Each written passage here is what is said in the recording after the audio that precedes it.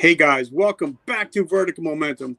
I'm your host, Richard Kaufman, also known as the Comeback Coach. Guys, this is going to be a great episode. If you're a business owner, especially if you're in e-commerce, you're going to want to listen to this show. Make sure that you hit that subscribe button because you're going to want to save this episode. We're going to be talking about everything e-commerce because this gentleman has handled over $4 billion. I can't believe when I heard that when I read that with Amazon transactions. You're a founder of your own company now. It's Connect Books, and I gotta say you went to Fairleigh Dickinson University, so it's a great school. FDU, go FDU. So, brother, I want to thank you and welcome you to the show. How are you doing today? Hi, Richard. I'm doing great. Thank you so much for having me on the show today. Oh, it's my honor, and I know you're very busy. We got the Jewish New Year coming up, so I know you're juggling a lot of different things. So talk to us because I love everybody's comeback story, and I love that you know you had to go through some hardships to become the man you are today. But before we start that, I got to ask the question. The first question I ask every guest: what is your definition of being resilient? I think it's about being committed. Like if you're committed to something and you want to you have no choice, you just gotta pull through it. Not really too much you can do at that point. I love it. So now tell us a little bit about where you come from, where you grew up, and how you became the man that you are today. Yeah, sure. So I definitely have a very interesting story to share. I grew up in Brooklyn in the Hasidic community background, if you're familiar with, in Yep. New York. And at the age of 20, 21, 20 years when I started to look for a job, I started to work out there and I I moved upstate New York. So today it's a very populated area. There's a lot of more businesses, economy's been booming the last couple of years. So there's a lot built up. But at that point, when I moved out here, it was a little deserted. It was 11 years ago. And I started to look for some work and I had a very hard time finding a job. I sent out my resume to over 50 places.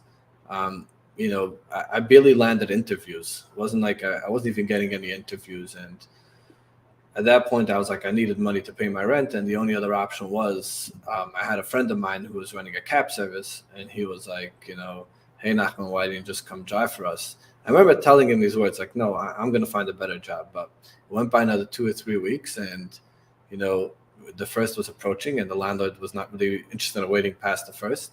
So I called him back and I said, you know what, I'll take you on the offer. And I started driving for this cab company. It was more of a livery style service where people would call into the office and we would get dispatched and, we'd pick up people, take them to wherever they need to go. But it was a lot of short trips, very similar to cab style services, just using a phone. I drove there for a good 7 months. And while I was driving, I was always thinking, what can I do? And I was always looking, I know I can do better. And what else can I do in my life? And even while I was driving, I was still applying for different jobs. I still went to other places, and I didn't land any decent job that I would be able to kind of afford to pay my rent, and at the same time, feel like I'm getting a career or something. So at that point, I came up with this idea that I want to go into accounting. So the courses that were offered, in terms of, working full time and plus going to college and all that kind of worked in my schedule. So that was also another idea why I want to accounting. But I always liked numbers. I was always good with money and stuff like that. So I felt like it would just be a perfect spot for me. So I worked on my bachelor's and, I finished my bachelor's. Then I went on to do the master's. So as I was working on it, I decided the good idea that I was going to become a CDL driver. So for CDL, you can do school buses here in the local neighborhood. You work a lot less hours. You work 5-6 hours a day, and you get paid pretty much the same what cab drivers got paid at that point. So I applied for a CDL license. I read through the book, and by the time I took the road test and I actually passed, I got my boss my manager at that time, who was managing the the division over here in Rockland County for the cab services, called me and said, we're looking for somebody to manage, to be a dispatcher in the office. So I told him, okay, it's something, it sounds interesting. And I was also already fed up from just being on the road so many hours. So I wasn't really interested in driving anymore, even if it was only 5 hours. Like, I wasn't interested in driving buses. So I told him, I'll take the office position and come work in the office. So I switched over to work in the office, like, the regular 9 to 5, and, taking care of dispatching calls all day. It was a complicated job. It was before the days of Uber. So it wasn't like we even had GPS tracking on the cars those days. No. So like we would have like some sort of an access program, like it was a database list of I had like 35, 40 drivers, and I had to keep track where everybody is going in order when the next person would call in, I can give them an ETA when we can have a car. And the best thing was, like, we always try to do is we try to get somebody a pickup from where they're dropping off. Like, we don't want somebody to drop off and then they have to drive 10 minutes empty to pick up a new customer. So you have to kind of constantly keep on calculating that.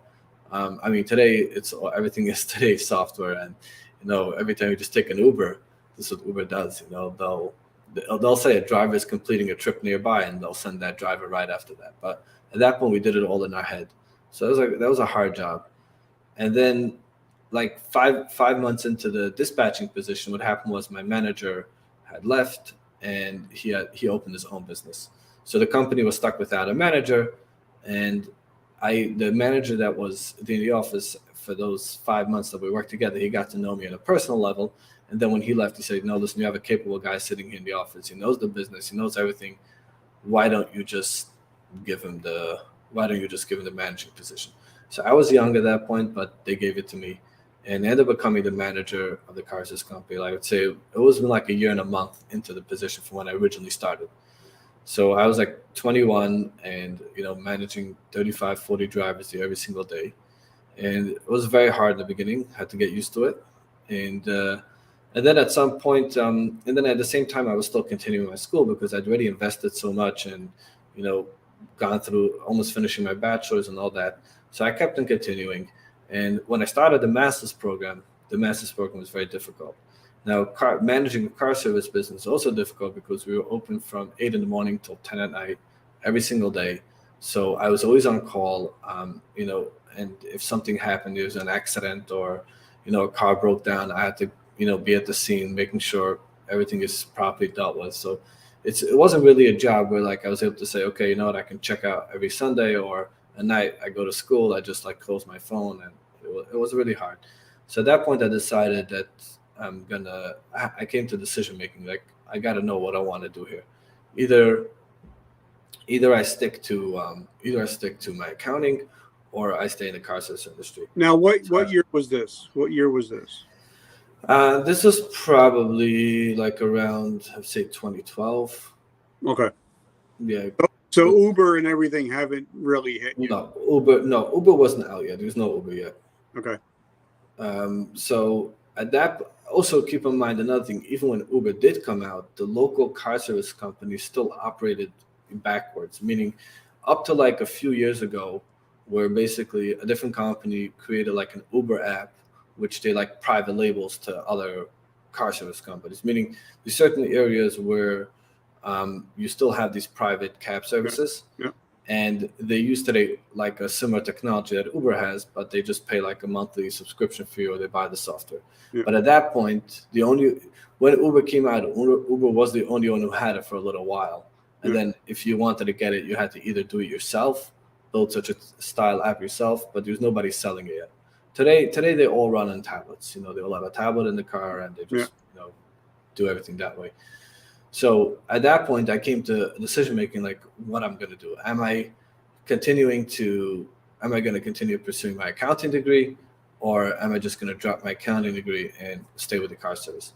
So I called my uncle and I told him, no, listen, I started accounting degree 2 years ago and all that because I never know what job, but now it's already 2 years later, managing a car service company, and, I'm doing well, why should I can't do both. I told him it's impossible. So he asked me this question. He said, Nachman, when you're going to be 30 years old, what do you want to be? You want to be an accountant, or you want to be a car service manager? I said, I want to be an accountant. He said, can you afford the education and all that? I said, yeah, I can probably swing it. So he told me, okay, so just go for it. So the next day I called up my boss. I told my boss I want to quit. So he was like all shocked. I was like, yeah, but I want to continue my accounting degree. I don't really want to do this anymore, and it's just too much of me.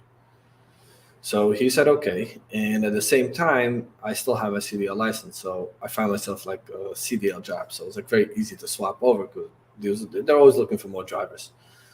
So a few days later, my boss had a different business, and which was a wholesale kitchen company.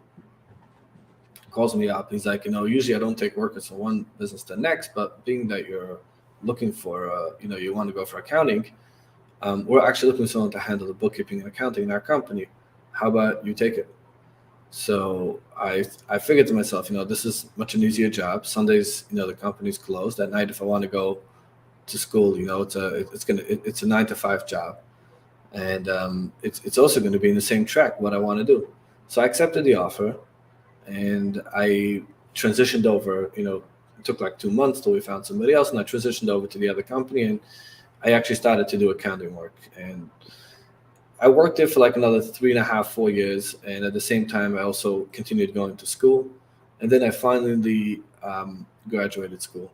So it's a good thing I was there. I gained a lot of experience, hands-on knowledge, understanding, the depths of accounting, and there's a lot of ups and downs, and trying to go along with the business and figuring everything out.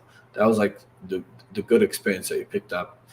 And then at the next point, so then I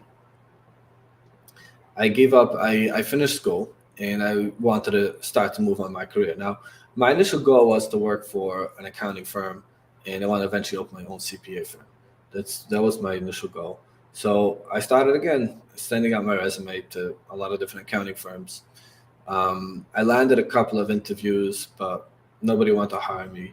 The local accounting firms where where I applied a lot for saw me more as a threat. They're like, okay, so you're going to come here, work here for 2, 3 years, and then go open up your own and take away all my business. So, and I wasn't like, one person even asked me to interview, like, are you ever planning to go on your own? And I said, yeah, I wasn't going to sit in front of his face and lie. I say, like, I'm never going to go. Like, maybe instead of 2 years, it would be a year and a half, or, like that, maybe I would like negotiate a little bit. But like, tell them straight openly, I'm not going to open. I didn't want to say that. So, of course, the interview finished right there and then. So I was having a very hard time getting a job by an accountant. The local ones didn't want me. The ones in the city were really hard to get through. And I wasn't either aggressively pursuing it because I wasn't interested at the moment, starting to climb the corporate ladder either. And so I decided at that point, what I would do is start a bookkeeping company, because what I've been doing the last 4 to 5 years was bookkeeping, and I had a very good knowledge and knew really well what I was doing. So I decided I was going to start a bookkeeping company. And the idea of our bookkeeping company was that we're going to focus on small to medium-sized businesses. And besides that, we're also going to do CFO services. So what happens a lot of times when, let's say you take somebody to do your books, they have no clue what they're doing. So they kind of just like, just punch in all the numbers and, just enter bills, and they're like not careful what they're doing. And then at the end of the month, when you want to go over the reports and stuff don't make sense, you kind of have a lot of questions and stuff just don't begin to add up. And at that point is, where you have to start needing CFOs and accountants and everything to kind of figure out. But if the bookkeeping is done properly right from day one, when you run the profit and loss, stuff should make sense. And if you do it right.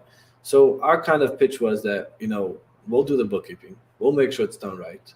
So that's at the end of the month. You're not going to have any questions. And then, if you need that phone call, a half hour, 45 minutes to go over the books, we'll gladly do it. And the point was that stuff should be so clear that they should know exactly every month where the business is up to and how they're moving forward. So I started off and, first thing is you started salesing and, trying to get customers. And I'd say like after 4 to 5 months, we had like a nice handful of, big customers paying us a nice amount of money. And, we started making business. Then what happened afterwards was I started working with Amazon sellers. So when I started to work with Amazon sellers, I got this big Amazon account, and there was 2 partners in the business. So in the Amazon field, there's 2 types of Amazon sellers. These are the resellers, like people who would sell like other people's products. Like they'll Yeah. sell a dual drill, like any of those stuff. And they have the private label. Private labels, people who bring in their own brand. Primarily, most people bring it from China to the other places, and they would, trademark the name and they would sell it. So I started to this was a private label seller, and the problem was that one partner A was going to buy out partner B. Partner B was leaving the business. The problem was that partner B wasn't a 50% partner. Partner B was a 50% partner in only 3 out of the 10 products they sold. So they sold like 10. They had the private label brand 10 different products, but only 3 out of the 10 partner B was a partner. So what happened was they wanted to do some buyout agreement, but they first need to know the profits of the business. Then they needed to split up per product. And then once they knew per product, they want to also split the overhead per product. And then kind of come up to how much profit the business made in those 3 products and then do some sort of buyout. So that's where they kind of, reached out to me, and I was chasing them, and I got the job, and, we started to work on it. And it took me like 4 to 5 months to kind of figure all this out. I was busy going back and forth to Amazon, downloading all different type of reports, because we also, besides we had to account for all the inventory, we had to account for all the ad spend, storage fees, every single little fee on Amazon need to be allocated to products. So it was a nightmare and a lot of work. So after like 5 months, I finally finished the job, and I sent the owner his report and explaining how much money they were making. And then I was at that point, I was still like 3/4 of a year into my bookkeeping company. And I was thinking like, how can I expand my bookkeeping business? So this idea popped into my head that, I just finished this big job for Amazon sellers, and they kept on telling me, there's no good bookkeepers in the Amazon space, and, people just don't know it. And if you can really revolutionize something, you can do well. And I was thinking to myself, like, like maybe I should kind of take all the work that I've done for them, really downloading all those Amazon reports. I kind of built like certain macros in Excel that I use to import the QuickBooks. So I was thinking like if I can automate this to a software where basically I can onboard a lot of Amazon sellers, and the work would be a tenth of the amount of work. It's also I can have my team deal with it, not me, because you don't need to know all these Excel formulas. We'll just have it in a software, and then we can just give it out to have other people use it. Meaning we weren't looking to sell it first. We're looking just to use it for our own company, and that's how we can give better pricing for Amazon sellers, and we could spin around the work way faster than we did the other time instead of doing everything manually. So I have a friend of mine who had an office right next to me, and we used to talk all the time. And I'm like, he did at that point custom development. I was like, I had this idea of building such a software, and I explained to him how I want it. So he like thought about it, and he's like, wow, yeah, this is something I can do, not a big deal. So we had no clue what software means at that point. All I knew is I was looking to expand my business aggressively, so I decided to jump for it. And that's really where we came up with the idea of starting to build the software. And then as I was building, I started talking to other Amazon sellers about the product I'm building. And they were like, we asked them, if they would want to use it. So they said like, we have an in-house bookkeeper, and we have a CFO and everything. However, but we would still love to use your product. So at that point, what we did is we took the product, I split, the companies into. So we opened a software company, which, is the tool that connects just the Amazon, and it brings the data into QuickBooks and does all the reporting and all that as well. And then on the other hand, we still have the bookkeeping company, that was doing bookkeeping for, a lot of different businesses. So we kind of veered off the two. And then it was more interesting at some point later on, what happened afterwards with the bookkeeping company is that I didn't really, since I started building the software, I was heavily involved. So at some point, I didn't even get any new business because I wasn't doing any new sales. We had the monthly recurring bookkeeping customers. So then once the software came out, a lot of people, started signing up for the software. And then people also heard that we do bookkeeping. So we started getting a lot of bookkeeping customers in the Amazon space. So then at some point, we kind of we did like a year and a half ago, we made a pivot in our bookkeeping company because it was getting very, very overwhelming to kind of run both businesses together. And we kind of made a pivot is that we're going to do bookkeeping only for Amazon sellers. So what I liked a lot about it is we picked a certain niche and we specialize in that. Our team doesn't have to know a million stuff. Our team has to know one thing, how to do proper bookkeeping for an Amazon seller. And, we keep on getting a lot of customers who use our software. Sometimes they try doing themselves. Sometimes our bookkeeper leaves. and they're just looking to get rid of it, and they know that we do it, so we're their number one option. So today our bookkeeping company actually only does bookkeeping for Amazon sellers, and it kind of all the business it gets is through the software. So it's like in the beginning, the bookkeeping companies would bolt the software, and now it's kind of the opposite. All right, so I want to talk. I want to real quick. I want to thank our sponsors. As you guys know, I started my own coffee company about a year ago. It's going strong. It's sold out in all of our retailers, except it's only available. I have a few bags left online. The coffee is twice the amount of caffeine of any other coffee, twice the amount of energy, no crash, tastes great. But the best thing is 100% of the proceeds go to help veterans struggling with homelessness and PTSD. Also, if you guys want to ever start your own show, StreamYard is offering something special for you guys. So if you guys want to have your own show like this using StreamYard, I have a coupon code just for you. And by the way, guys, if you're listening to this, at the end of this, go all the way to the end. We're going to offer something special just for you guys that we're going to be doing with the gentleman that we're talking to with his Connect books. But now, let me ask you, because a lot of people, they think of accounting and bookkeeping and stuff after they start their company, after they're $10,000 in debt and don't know what the hell just happened. So talk to us about how people should have their accounting set up before they even open up a business, or even especially if it's online. Because a lot of people think, well, I sold 8 T-shirts today. Yeah, well, you really don't know what your margin is, and you really don't know that you got to pay taxes on it. You know what I mean? Stuff that you really don't know until you get hit with it. So what should people know about accounting before they start their businesses? Yeah, so that's a very, very good question. I actually just spoke about it with someone today. He was like, yeah, we're starting out now. And I tell people, if you want your business to grow neat and organized and know properly where you're coming at, you want to set yourself properly, from day one.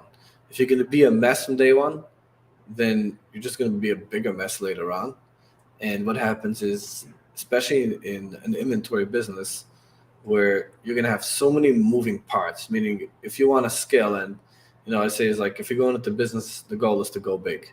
And once you're going to go big, you're going to start bringing containers and full of stuff.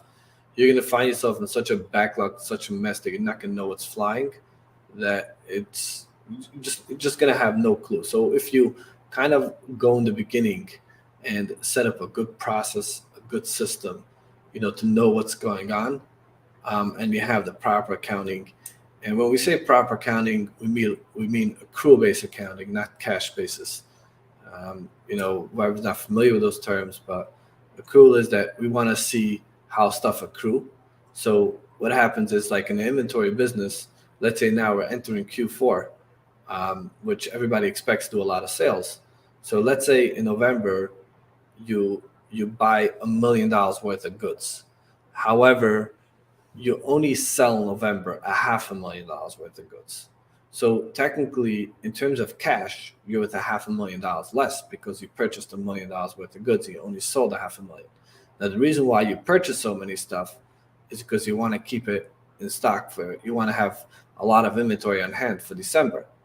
But at the same time, you want to kind of see your profits in November. Like, you want to understand, how much money did I make this month? Did I lose $500,000 or did I make a few dollars? If you're running a cash basis where it's a very simple, modified, like straightforward bookkeeping where whatever goes in the bank is income, whatever goes out in expense, you're never going to know where your business is up to. If you run accrual-based accounting, where you account for the sales as they happen, and you account for your inventory when they're sold, not when you purchase, you kind of could see on a monthly basis how much money you're making.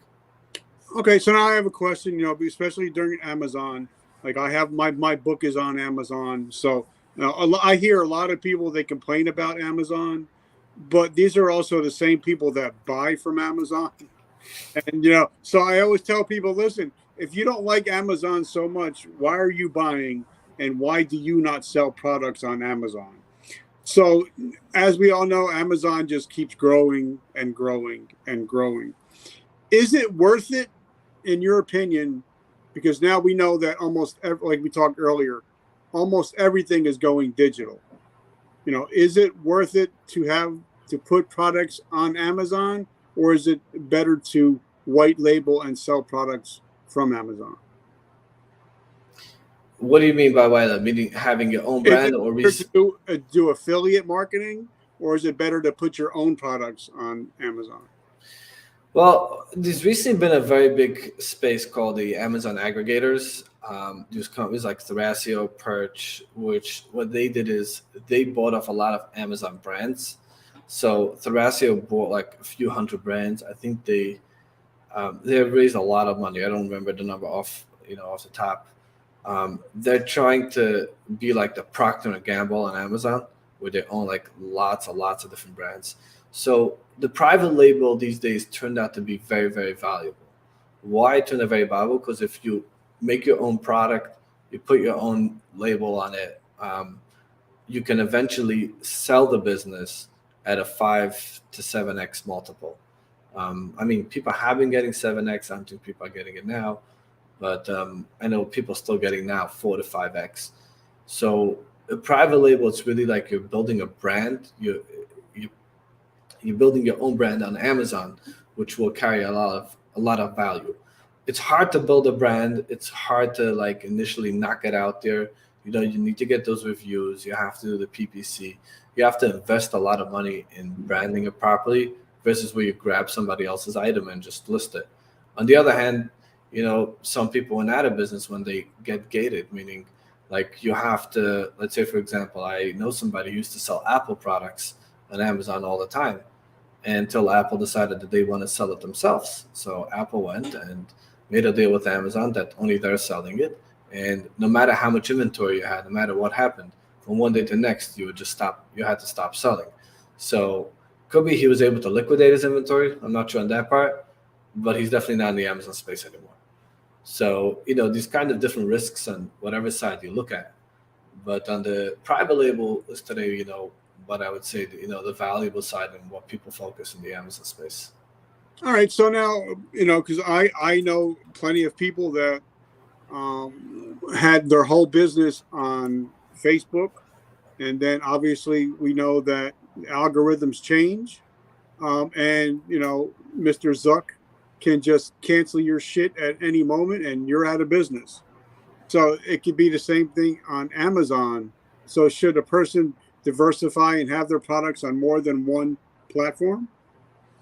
Yeah, diversification is always a good thing. It's in the stock market as well too. And anything you do, you always want to diversify. I think it's way easier to get suspended on Amazon than to get suspended on Facebook. I mean, I hear people crying all the time about their Amazon account got suspended. But on the one of the things is what I see is I would say the difference between like Shopify is very popular these days. So Yeah. if you're doing you have your own website, you can do Facebook, Instagram, TikTok ads, and just drive it to your own platform. And the good thing about Shopify is that you have actually the customer data. You have their email address. So let's say, for example, you're selling coffee. I buy a pack of coffee from you, and a month later you send me an email. Hey, did you like the coffee? Buy a new one and get 10% off. On Amazon, you can't do that because you don't have any communication with the customer. Amazon handles everything. They don't give you any information. So it makes it harder. I mean, you can do like subscribes and other stuff. There is different programs on Amazon, but it's not the same as Shopify where you can just do what you want. And if you build out a good marketing campaign on a Shopify website, once you get the customer into the funnel, you can keep them for a very long time. But I would say is that from what I see is, the biggest sales happen on Amazon, way more than Walmart. I would say in Walmart, like it's probably maybe like 10% of what people sell in Walmart. Meaning if someone's doing let's say 2 million on Amazon a month, on Walmart they do 200. Someone's doing like 200 on Amazon, you should do like 20,000 Walmart. eBay is very low, and Shopify is like its own platform. It's like doesn't really depend how well you do in Amazon. But what I would say is like in Amazon, I would say it's a lot about a keyword ranking game. It's like if you want to sell on Amazon, you have to know how to play the PPC game. You have to know how to play the keywords right. It's not so much about a brand. It's more about like how to play the products well versus a Shopify website is more about building a brand. People have to know you. People have to trust you. So, like, let's say, for example, I recently bought something on a Shopify website. I never even got it. And I don't know, it was like very frustrating. So now I'm scared every time I'm going to a website, who is behind this product? Who am I buying with? Who am I dealing with? So you kind of have to first identify yourself, who you are when you're selling a Shopify, and knowing that you're a brand and that you properly exist out there. On the other hand, if I'm buying an Amazon and it's sold by Amazon Prime, so first of all, I know the product actually exists somewhere. Whether it's a good product or not, I know it's by Amazon. And I know I'm going to get that product within 2 days of what Amazon promises me. The other problem is it good quality or not? That already starts with the next chapter, reviews and other stuff. But they're very different platforms. They operate very differently. And diversification is a very good thing. But I would say ultimately it's really hard to diversify because it's like running two different businesses. A Shopify is building a brand, and Amazon, you're not really building. I mean, if you want to sell your business, if it's a Shopify website, it's going to be worth way more money than it's an Amazon business. Meaning, if you get a 4x in Amazon, you probably get a 7 or 8x on Shopify. Okay, and like something that you said earlier is that, and that's something that my friend Russell Brunson talks about a lot. You have to own your own list, and a lot of people don't believe in building their email lists. But, even like people that are Amazon is building their email list, because I get emails from Amazon, I think like pretty much two or three times a day. So, they're selling your products, or, your products are going, but they're collecting all your data. So they're actually building their list as you go on, correct? Yeah, Amazon is all about keeping it to themselves. Like, they don't give any information and they just build on it. It's actually interesting. Last year, I think it was like in Q4, I even got a brochure from Amazon about Prime deals that were going to happen for the holidays. But I got a brochure, like a hard paper in the mail from Amazon. It was very interesting that they did it. But in terms of Amazon, it's very hard to pull the customers away from there. And Amazon has done a very good job in terms of giving the proper support and in terms of shipping it and making it so easy and so convenient. And that's why people like to shop there. But, and the real thing is, I would say the easiest way to scale very fast is on Amazon. The other platforms is harder, but in terms of your own brand, it's just a lot of marketing, a lot of brand recognition, and doing it right. I'd say another thing is also one of the things that we see now these days is that Amazon isn't really a side hustle anymore. The people who really make it are the people who really put themselves into it, do it full time. It's not something you can just do part time, like 2 hours a night. It's something that you really need to be on top of. You need to be in the game. You need to know how all the ins and outs.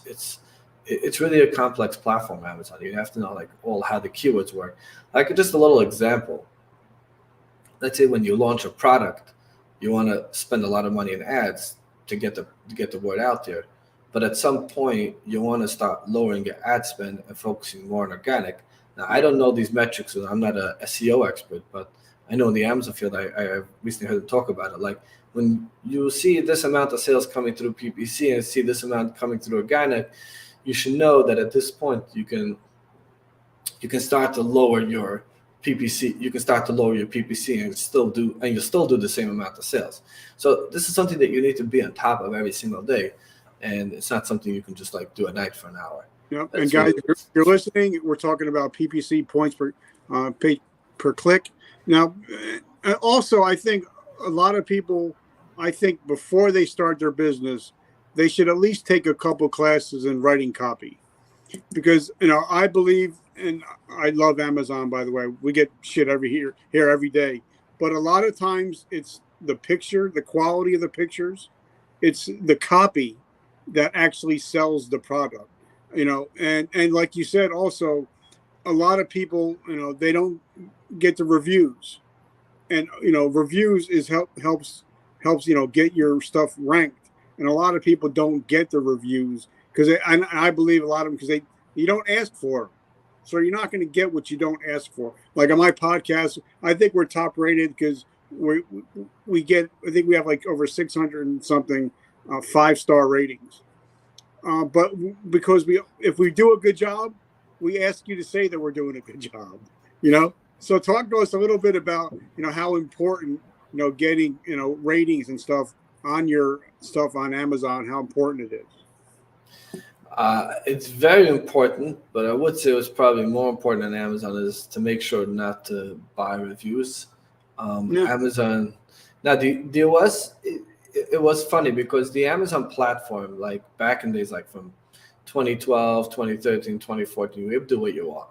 Like I know someone showed me once a product, like this was like 5 years ago, but someone showed me a product that he was selling that had like a 1-star review. But he had a problem, he had too much inventory left. So he was able to take a listing and merge it with another listing. So he had a different listing that had a 5-star review. And he made this product be like a variation of a different product, kind of merged the two, and that brought it up to 5-star.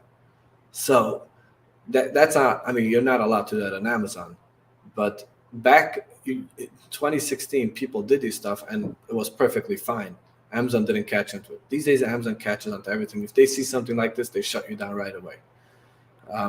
And I mean, recently, like one of the biggest Chinese sellers, like they identified a whole database of fake reviews, like over 50,000 fake reviews they identified. So, I would say Amazon's a little bit slow, but they're catching on. And a lot of stuff that people used to do 7, 8 years ago doesn't work these days. But I would say the important part is that they are catching on, and you could ask for reviews, but it's very difficult with Amazon because Amazon doesn't explicitly allow you to ask. Like, used to be that, like, they have actually now a program that you can, when you launch a product, you can give away like 5 for free, and people try it and leave reviews. But Amazon controls it. But like, there used to be that if you would send a product, you can send like a follow-up email, like, oh, I'll give you a discount or something else if you give me a review. Amazon is very like stringent with these stuff. So if they like feel something is a little bit out of the norm, the first thing is they just put your account on hold. And then for like a couple of days, you don't do any sales. So you lose a lot of money there. Besides that, you also, like, I know somebody who had a weird story. It was on Black Friday. He wanted to change a bank account information. He changed a password, I think, from his Amazon account the night before Black Friday. So what happened was Amazon suspected as fraud, so they put the account on hold. And what happened was it took them a week to get it off. So first they lost all their sales on Black Friday, and then they had a different problem is that they worked so hard to bring down the ranks in the product. So one of the things is once a product starts to sell, let's say a certain amount of pieces a day, it gets a very low rank. It's like number one in whatever category it is. And then if it doesn't sell for a week, that rank falls back up. So what the algorithm works is when you search for something, they show you based on ranks as well. That's how they display products. So if you work really hard to bring down your rank, you don't want to, and you're at even in a general, like, let's say you run out of stock for a week. So if you worked very hard to bring down your rank, you're out of stock for a full week, then that rank all of a sudden shoots up, and they have to start all over again to kind of get your product to be back number one. So you want to kind of like be very careful with all these kind of stuff, but you have to really read through Amazon policies when you're allowed to ask reviews, when you're not allowed to, with kind of the programs and all that. It's really hard, but people have had issues, and some people recently they had a product that had like 600 reviews, all of a sudden like 400 then got wiped off because Amazon decided 400 of them weren't legitimate. Now there were probably some cases like that, but a lot of them I know were good, but they were able to fight it and get it back. Like I said, anybody that leaves a review, I always tell them to leave an honest review. I never tell any, and I because I'm and knowing me, when we hang up, I'm going to say, would you mind leaving an honest review on our show? And I don't say, 5-star. An honest review means an honest review, and but I think people will respect that because it goes a lot further. Instead of seeing just a 5-star, that somebody took the time out from their verified account to actually leave a review. It means a lot more to the algorithm than it does just leaving a 4 or 5-star. Right? Yeah, no, it helps a lot. And whenever I buy a product, I always check the reviews. I always see what people look at and how good it is. But I'm just saying is that if it's a Shopify website, where you're your own boss, or somebody leaves not a good review, you can, you could try to at least work with it. With Amazon, forget about there's nothing you can do. That's a separate story. That's the reason that, let's say if it's really good product, you're always gonna have one or two people not gonna be happy. But the problem is that it's the way you ask customers to leave reviews. Amazon could decide that you violated their policy. Yeah. That's the hard part. That's like where you have to really navigate it very, very well. You can try to do everything straight and be like, hey, this wasn't done right, or there's a lot of those stuff going on, which gets hard to navigate. And like you said, the best way to get rid of all those problems is put out a great product. If you put out a great product, you really ain't got to worry about the rest of it.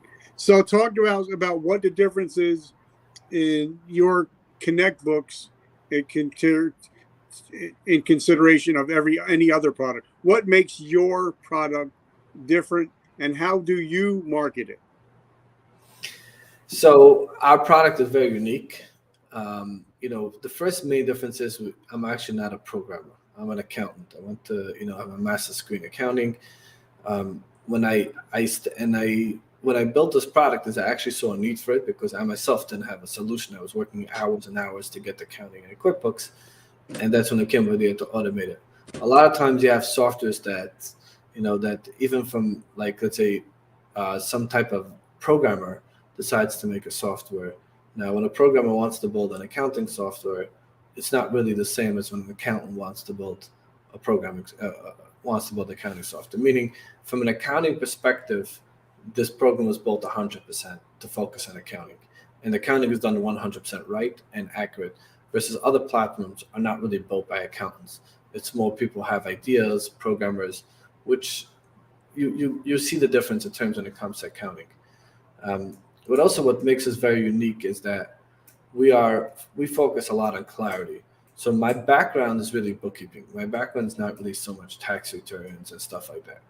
And I kind of ask people, what's the difference between a bookkeeper and an accountant? So the accountant is just there at the end of the year to file your tax returns and just move on and say, I'll see you next year.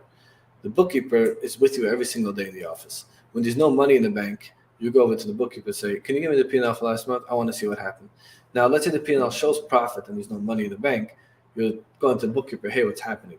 You could try to call your accountant, but your accountant at that point is going to be clueless because the accountant's going to need to come into the office, sit there for hours to go through all the bookkeeper's work and kind of, see what happened here in order to figure out what's going on. So I consider myself, we're bookkeepers. We're here every single day. We answer the phones. When we'll bring your data into QuickBooks and we'll help you out with accounting. If you have any questions or stuff don't make sense, we're here to answer the tough questions. Now, the way we do it is that we send the data to QuickBooks.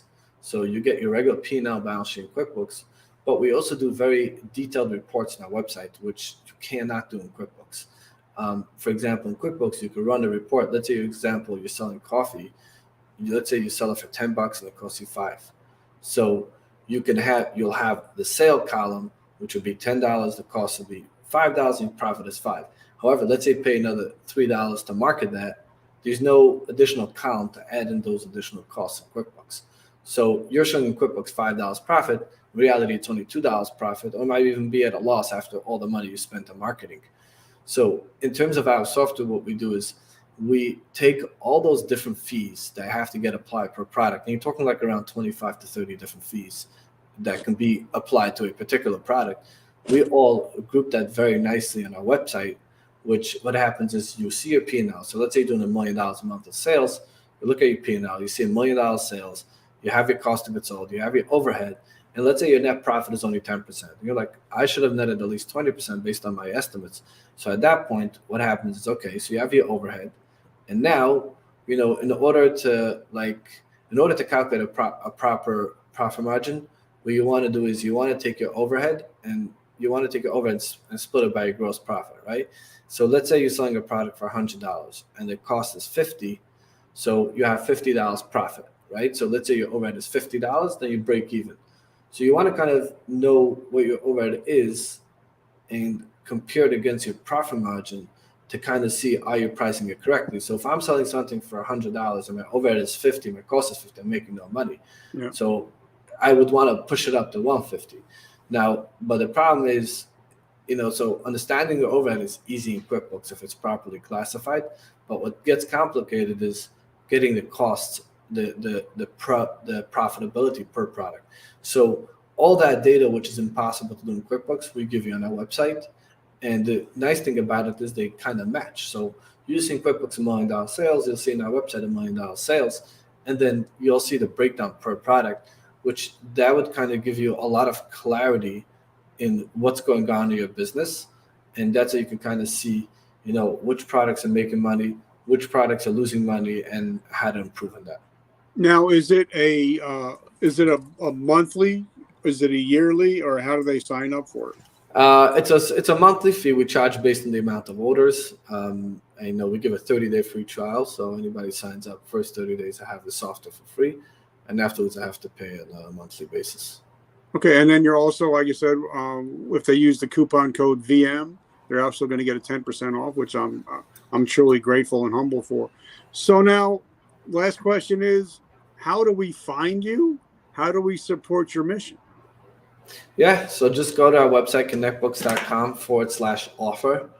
And, over there, you can reach out to us on our website, schedule a demo, or just, whatever, sign up. Any questions you have, we'll be there to answer you. I love it. Thank you for dropping the knowledge, because for me, I'm a low-tech redneck. So when somebody starts talking about numbers, I get this whole, it goes right over my head. But you kind of, I can understand when you start talking about margins, profit and loss. You make it a little bit easier to understand. So I just want to say, thank you for doing that. And thank you for coming in and hanging out with our audience today. I know you got the holidays coming up. So I just wanted to say thank you. Thank you so much. And thank you for having me.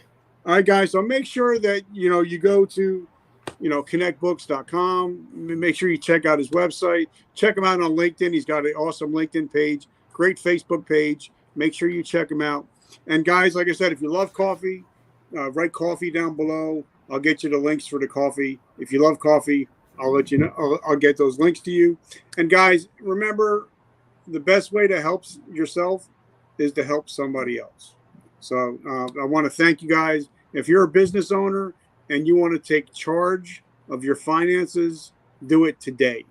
Get in touch with my brother. Get in touch with him today or this week to make sure you can start kicking ass and start getting some vertical momentum coming into 2023. Brother, thank you so much. Thank you. All right, guys, have an amazing week, and I will catch you tomorrow. And remember, vertical momentum, the only way to go is but up. All right, guys, have an amazing week. See you tomorrow.